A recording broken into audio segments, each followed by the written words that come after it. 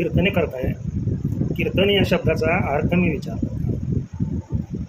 तो अर्थ एक जणांनी सुद्धा कमेंटमध्ये सांगितला नाही. किती वेळा पारायण केली आपण ज्ञानेश्वरीची आणि त्यातलं आचरण किती जणांचं. हरिनाम सप्ताहाला जाऊन पारायण करता कायकांची 100 नव्हे हजार पारायण.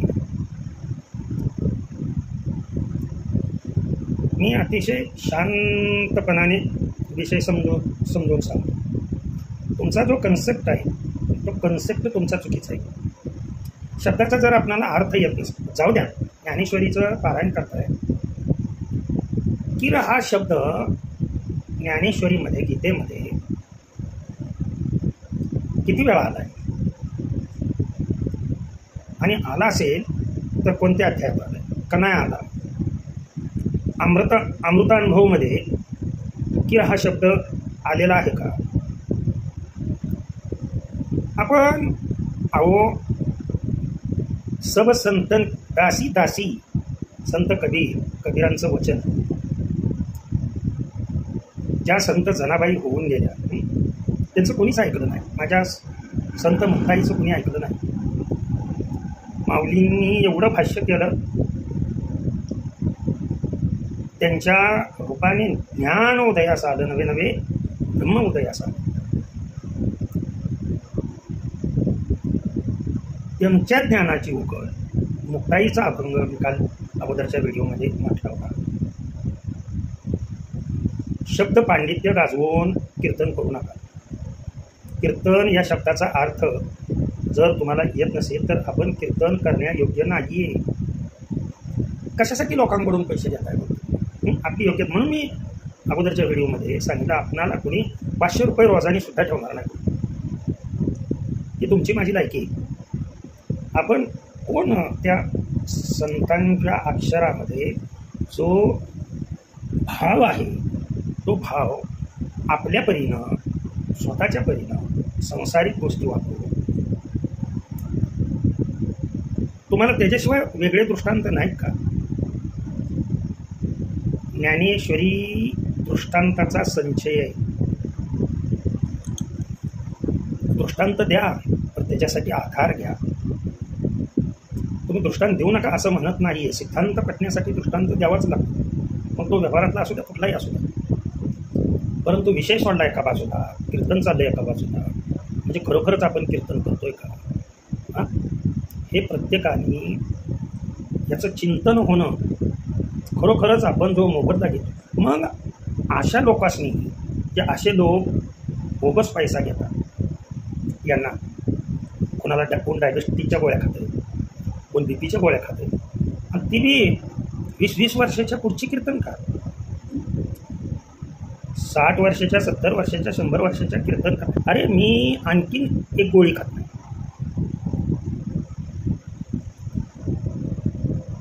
भाव शुद्ध पाहिजे. शुद्ध भाव असेल ना, आवश्यकता भासत नाही दुसरं कशाची. आलं का लक्षात. मग तुम्ही असं घेताय आणि असं देताय, मग ती घेऊच नका ना. मानसिक स्वास्थ्य समाधान जर व्यवस्थित, कथेतील उदाहरणं तुम्ही सांगून दृष्टांत सांगून हास्य कल्लोळ यात्रा म्हणजे आपली कीर्तन. नवे आता सुरू असलेली कीर्तन. त्यातलं आपलं आचरण काय. मग ज्यांचा विषय चालू आहे, संत तुकाराम महाराज नव्हतेच. संत तुकाराम वैकुंठाला गेलेच नाही. मूळ विषय आहे तो. त्या विषयाला धरून हे सर्व चाललं. संत तुकारामांचा खून झाला. अरे काय म्हणजे हा मुख्य विषय हा आहे. कोण होते कोण. संत तुकाराम महाराज नव्हते. होते कोण. वैकुंठाला ते गेलेच नाही. गेले असते तर काय झालं असतं.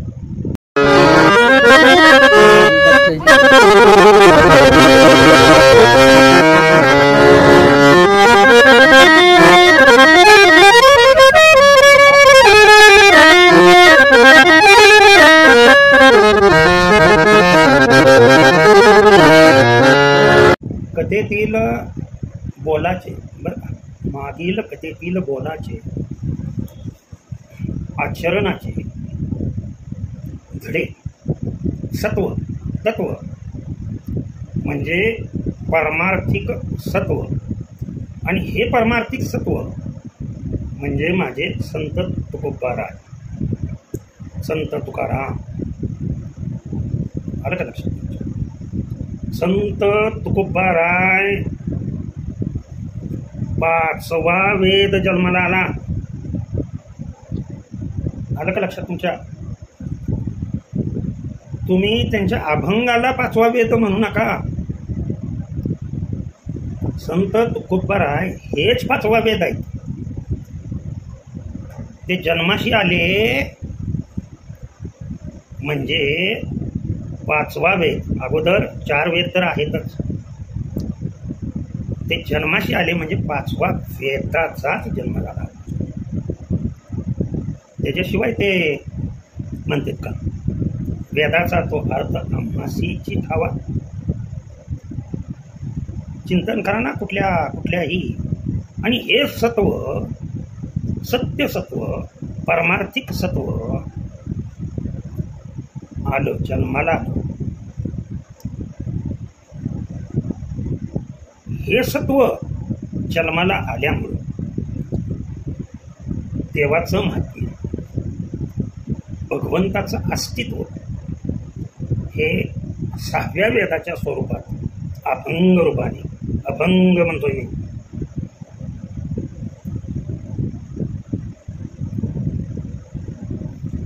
त्यांनी केलेलं काव्य, त्यांनी भाव अक्षरांच्या गाठी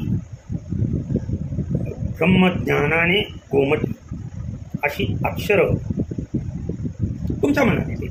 5वा वेद म्हणा किंवा स्वतः जगद्गुरु संत तुकोबाराय वैकुंठाला गेले म्हणता. वैकुंठाला गेले असते बरं का, तर सध्या कलियुगामध्ये वैकुंठ गमन झाले म्हणता. तुम्ही वैकुंठाला गेले म्हणता.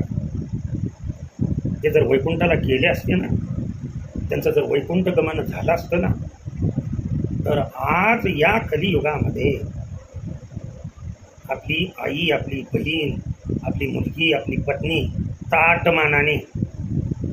ताटमान काढून घराच्या बाहेर निघू शकली नसती. गेले असते तर ज्या अर्थी ताटमानेने घराच्या बाहेर आपल्या या घरातील स्त्रिया फिरतात, कशाच्या जोरावर फिरतात? वैकुंठ गमन झालं म्हणून. अरे त्यांनी केलेली काव्यरचना, त्यांनी अक्षरात ओतलेला भाव, त्याला अभंग म्हणताय. न भंग पावणारा. मग मला प्रश्न हा पडतो, लिहिणारा कसा भंग पावे? लिहिणारा कसा भंग पावेल? आणि जर भंग पावला असेल, पावला असता तर जसं जीवन आपण जीवन सत्वा व्यतिरिक्त केलं असतं, आणि जीवन सत्वाशिवाय जर जेवण केलं तर शरीराला रोग होतात. हे काही वेगळं सांगायला नको आहे. Deficiency causes disorder. लक्षात ठेवा. जसं आहारामध्ये, जीवनातील आहारामध्ये, लौकिक आहारामध्ये जीवनसत्वाला महत्व आहे, तसं अलौकिक जीवनामध्ये म्हणजे परमार्थामध्ये या परमार्थिक सत्वाला महत्व नको. आणि हे बिना सत्वाचं मी जेवण करतोय, बिना सत्वाचं मी जेवण करतोय. अरे मरून जायची ना. हे जग कधीच नष्ट झालं असतं. जग धरलंय ना माझे जगद्गुरु संत तुकोबाराय, आणखीन बी सांगतो मी, आणखीन बी पुन्हा एकदा सांगतो, वैकुंठाला गेले म्हणू नका, वैकुंठ गमन झालं म्हणू नका, त्यांचा खून झाला म्हणू नका. का म्हणायचं नाही? असं का म्हणायचं नाही? माझी विनंती, माझं स्पष्ट मत आहे, अंतःकरणातून आलेलं मत आहे. वैकुंठ गमन झाले नका म्हणू. खूप अंतःकरणातून वाईट वाटतं. ज्यांच्या नावावर जगताय, जे सत्व तुम्हाला अलौकिक आनंद देते, ते सत्व नाहीसं झालं म्हणतात. ते नाहीसं झालं असतं तर खूप वैचारिक करण्यासारखा मुद्दा आहे हा. आवर्जून कीर्तनामध्ये त्याचा उल्लेख करा. तुम्ही दृष्टांत सांगू नका असं नाही. मी सांगितलं तुम्ही विदागी घेऊ नका असं नाही, पण त्याला लिमिटेशन आहे.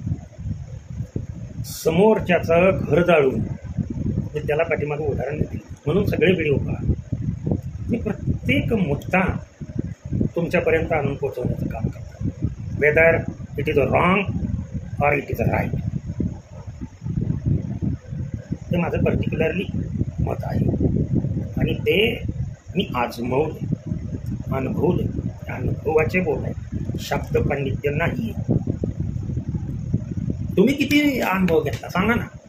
किर शब्द ज्ञानेश्वरीमध्ये किती वेळा आलाय शोधा, सगळे लोक. म्हणजे माझे संत नामदेवराय भाव धरोनी वाचे ज्ञानेश्वर. आणि पुढचं फार उत्तरार्थ फार महत्वाचं आहे. तो एक तरी ओवी वाचावी नाही हो, एक तरी ओवी अनुभवावी. जर स्वतः देवाला म्हणत असतील, माझा घात पात अथवा हित फार अवघा विचार तुझ्या हाती पांडुरंगा. मी तुला वर नव्हे, हा जीव ना, हा जीव तिथे ठेवलाय. ठेवून जीव भाव तुझ्या ठाई सर्व चित्त माझं. ठेवून जीव भाव तुझ्या ठाई चित्त राहिलो निवांत. पांडुरंगा नुसतं फक्त अभंग त्यांची ओळ बोलायची म्हटलं तर डोळ्यातून पाणी होतं. आणि असं सत्व तुम्ही वैकुंठाला गेले म्हणता.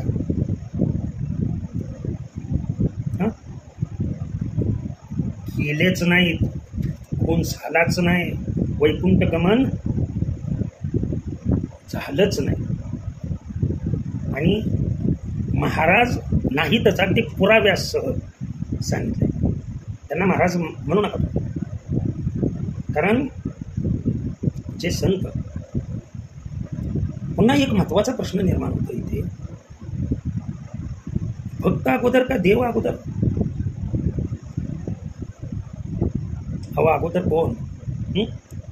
फार स्वतःला ज्ञानी समजताना कीर्तन करा, पर कीर्तनात शब्दाचा अर्थ पहा. असं जर यदा कदाचित कोण विचारत नाही म्हणून तुम्ही कीर्तन करताय, विचारण्याचा अधिकार द्या समोरच्या व्यक्तीला. किती कीर्तनकार राहते ते पहा आणि किती जण कार घेते ते पहा. आलं का लक्षात? असा जर प्रश्न तुम्हाला विचारला, महाराज म्हणायला पाहिजे, भक्त आधी का देव आधी हो?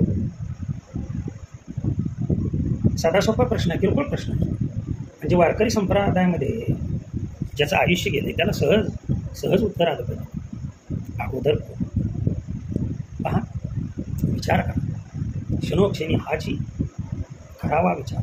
करावया फार हवसी, आपण बी तरा, दुसऱ्यालाही तारून घ्या.